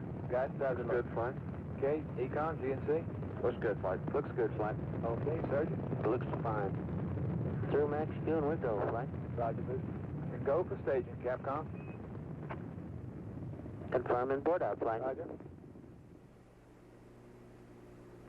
Staging, flight. Roger. Flight Fido, trajectory confirmed, staging. Roger. Flight booster, then board out was way early. Okay. Flight confirmed, number 5 engine down. Roger. Booster, you don't see any problem with that, though, do you? Negative, not right now, flight. All the other engines are go. The next step in the routine of lunar flight was to burn out of Earth orbit toward the moon, then pull free of the 3rd stage and dock with the lunar module Aquarius. At the controls of the command module Odyssey, Jack Swigert. We're hard docked, Houston. Roger, understand hard dock. Good deal. They pulled Aquarius away from the Saturn 3rd stage, the S4B. Okay, I can see the S4B now at the hatch window. Odyssey and Aquarius moved away from Earth toward the moon.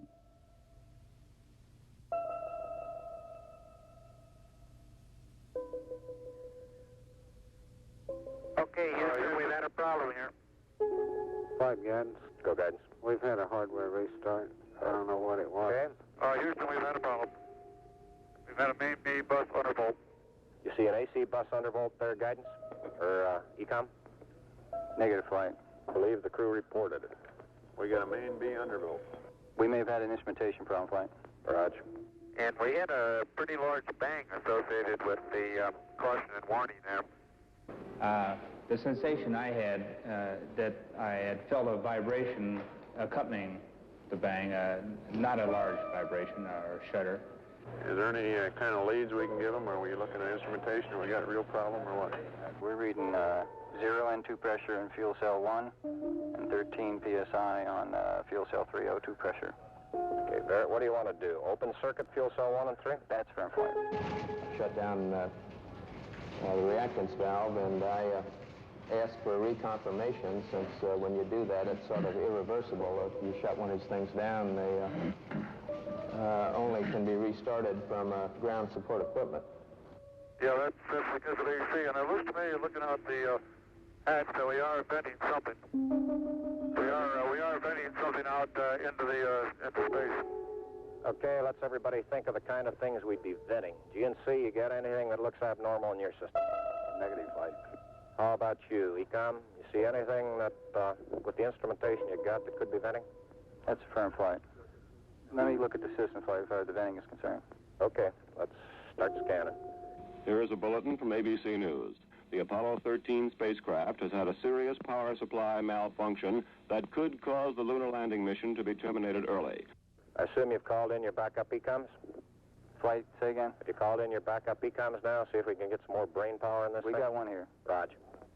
At the moment, the astronauts are continuing to try to isolate their trouble. The late report says the spacecraft now is operating on battery power alone. All unnecessary equipment is being turned off. Okay, now let's everybody keep cool. We got the LEM still attached. The LEM spacecraft's good, so if we need to get back home, we got a LEM to do a good portion of it with.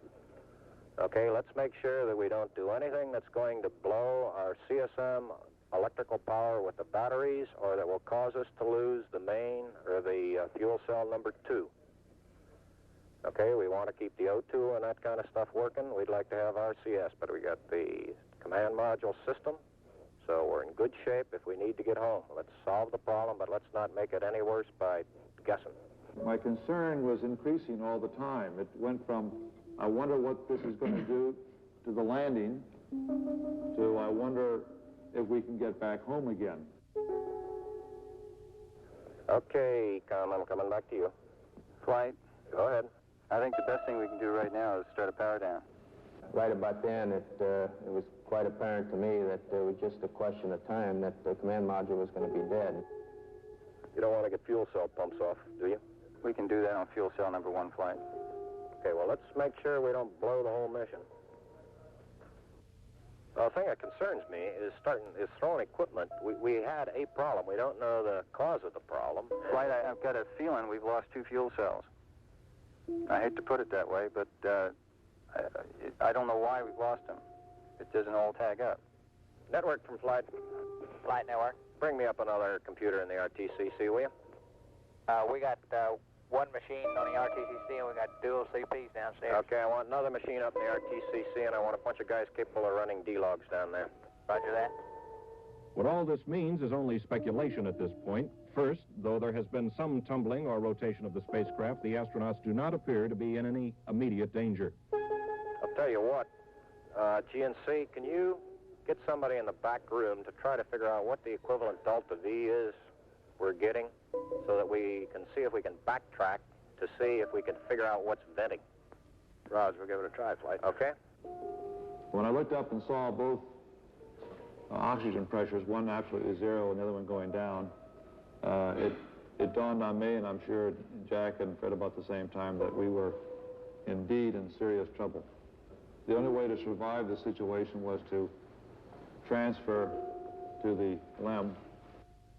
Flight Econ. Go ahead, Econ. The pressure in O2 tank 1 is all the way down to 297. We better think about getting in the LEM or using the LEM systems. I'd say this is as serious a situation as we have ever had in manned spaceflight.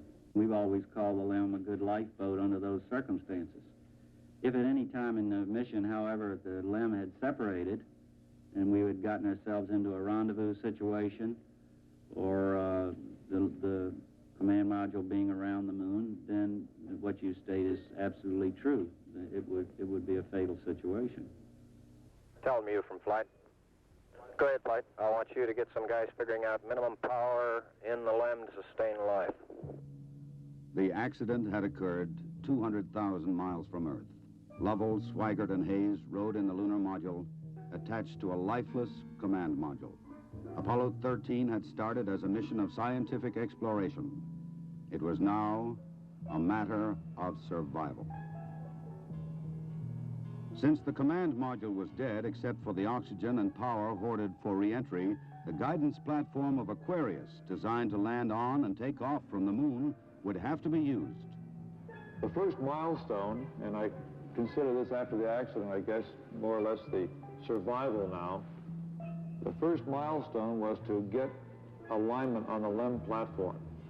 Alignments are important, you know, because without knowing exactly which way the attitude of a spacecraft is in space, there's no way to tell how to burn or how to use the engines of that spacecraft to get the proper trajectory to come home.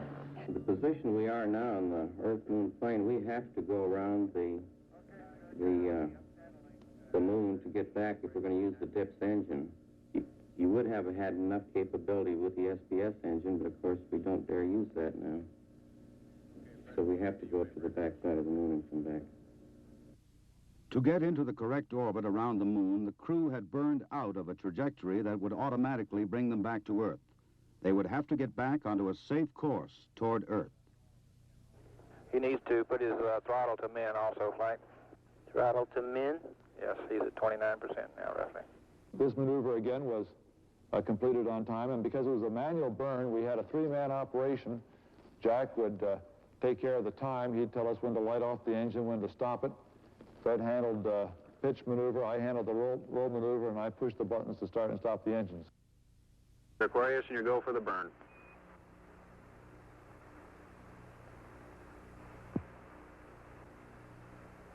%. Okay, Aquarius, you're looking good. Auto shutdown.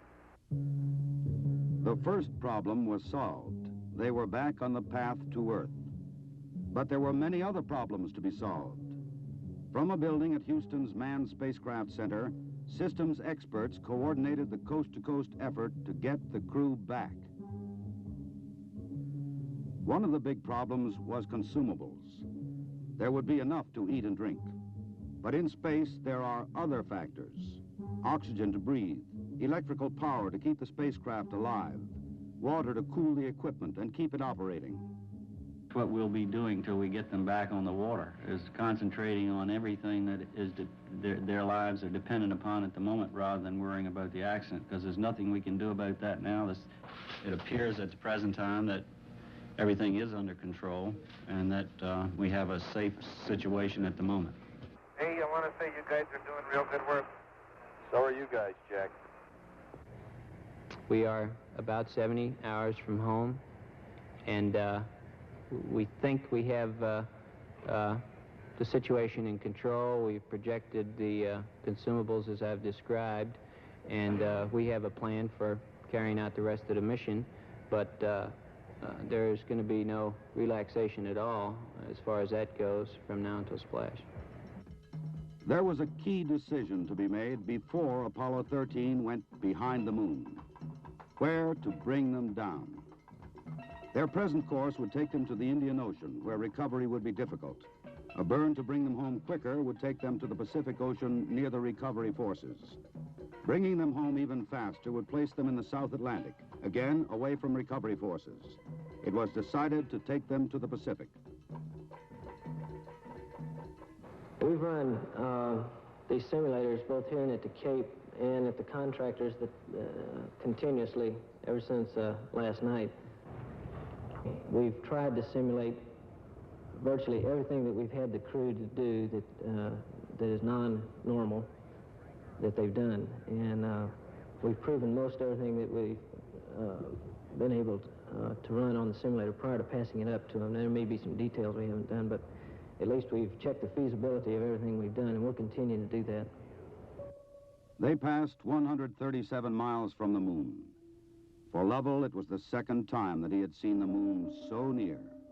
But there was no time for contemplation. There was another critical burn coming. Okay, look, let's get the cameras put away. Let's get off this burn. We have one chance now. And in Houston, the newsmen poured in to tell an anxious world the story. Well, that was going along with the ignition time.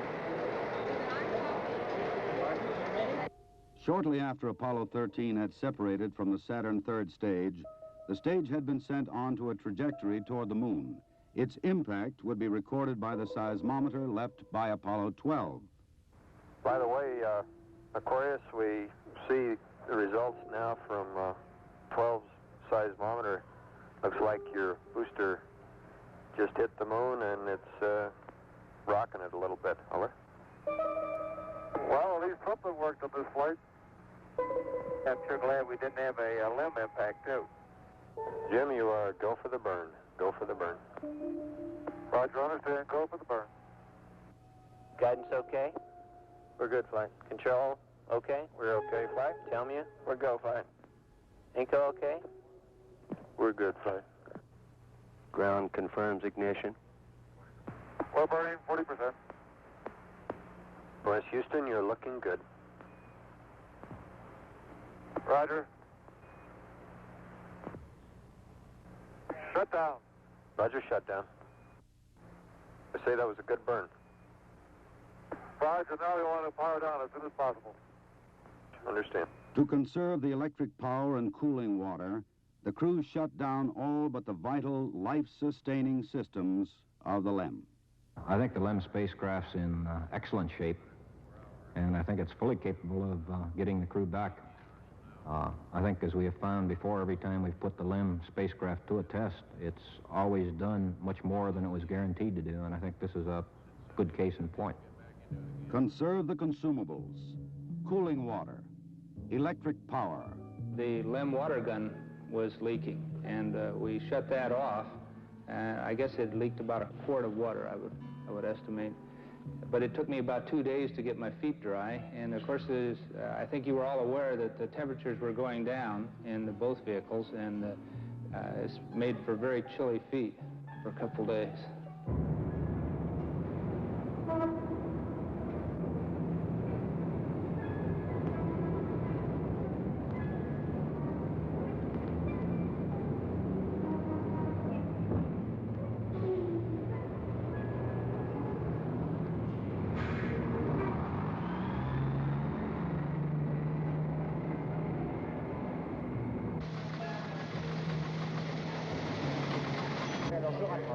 Ok, au revoir.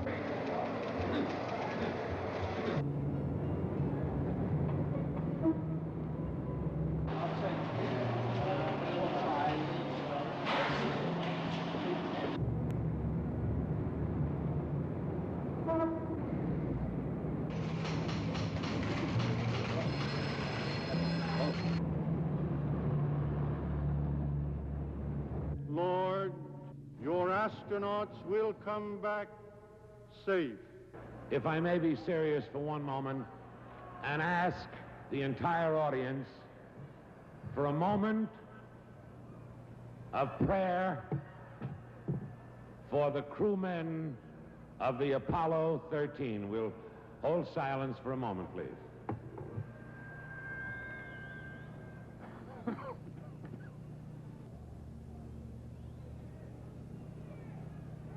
RCS-A stands at 62% and B at 62%. I see we've gone a hell of a long time without any sleep. We're going to have to start thinking about getting people back to sleep again because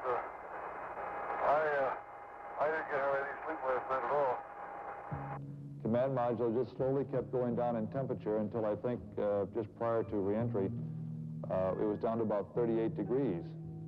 And along with that, it was a sort of a chilling coldness. The walls were perspiring, the windows were completely wet, and it wasn't too healthy. I recall that we went in there to get some hot dogs one day, and it was like reaching into the freezer for the food.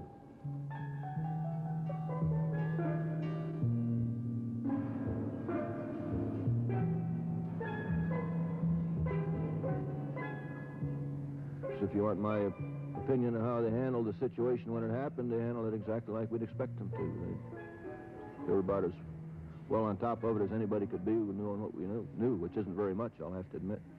But I think they did everything right within the knowledge that was available to us in a timely fashion, which is what all we expect of them.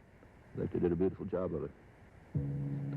We actually had a third little sleep restraint, which Fred then put on and buttoned up and kept a little bit warm. The astronauts faced another problem, their own exhaled breath. The lithium hydroxide chemical to take carbon dioxide out of the air was not sufficient in the lunar module. They would have to adapt the canisters from the command module to fit the hoses in the LEM. On the ground, an adapter was fashioned from materials the crew had available in the LEM. Cardboard from a checklist, plastic bags, and tape. After checkout in an environmental chamber, the directions for construction were sent up to Aquarius. At this point in time, I think the partial pressure of carbon dioxide was reading about 15 millimeters. And we constructed 2 of these things and put them online, and I think within an hour, the partial pressure of CO2 was down to 0.2.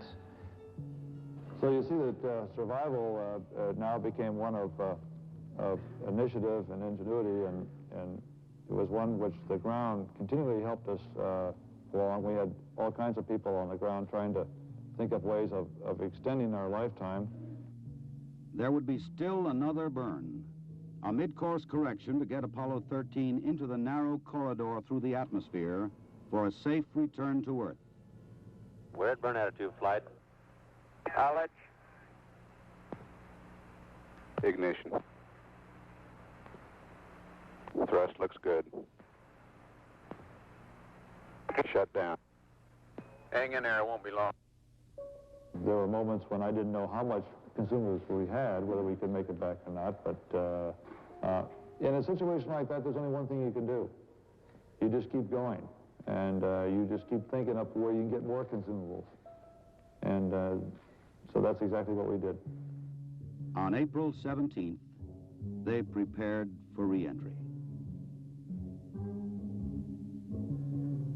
After a small course correction burn, they jettisoned the damaged service module. Copy that. And there's one whole side of that big piston. Is that right? The whole panel is blown out, almost from the base to the engine. Really a mess. Man, that's unbelievable. Next, they got back into Odyssey to jettison Aquarius prior to entry into the atmosphere. Let's jettison. Okay, copy that. Farewell, Aquarius, and we thank you. Okay, LOS in a minute or a minute and a half. At entry attitude, we'd like Omni Charlie. And welcome home. Thank you.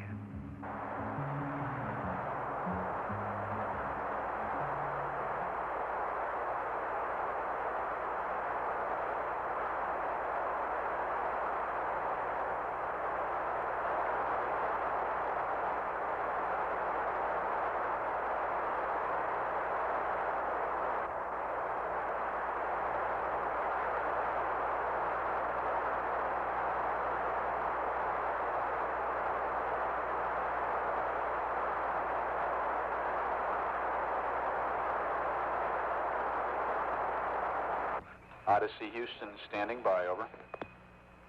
Okay, go over.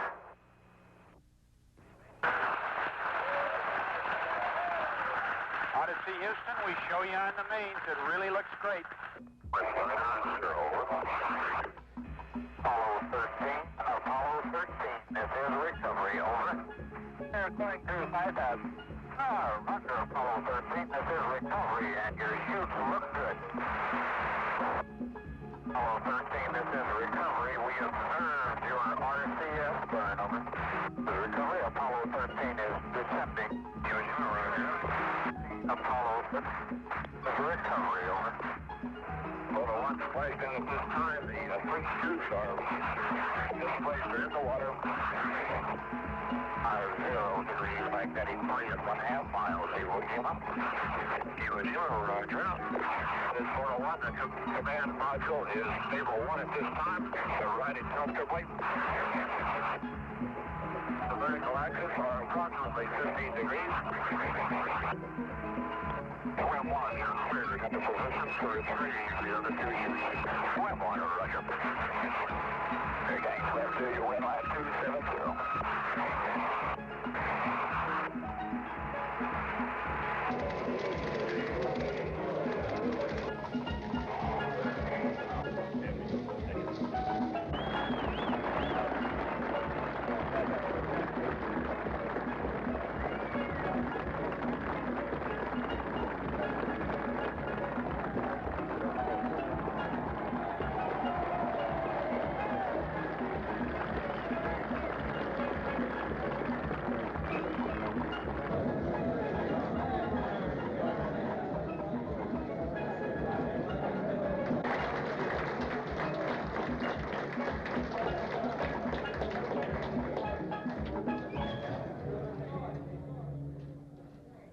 I recall, Captain, that when I spoke to you on the phone, you said that you regretted that you were unable to complete your mission.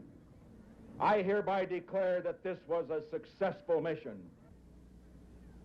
From the start, the exploration of space has been hazardous adventure. The voyage of Apollo 13 dramatized its risks. The men of Apollo 13, by their poise and skill, under the most intense kind of pressure, epitomize the character that accepts danger and surmounts it. Theirs is the spirit that built America. Your mission served your country. It served to remind us all of our proud heritage of a nation, to remind us that in this age of technicians and scientific marvels, that the individual still counts, that in a crisis, the character of a man or of men will make the difference. GNC. Go. Surgeon. Go. Procedures. Go. AFD. Go. Network. Go. Computer soup. Go. Raj, network, give me an amber. RTC, you on AFD conference. RTC's on the AFD conference. Okay, all flight controllers, let's play it cool.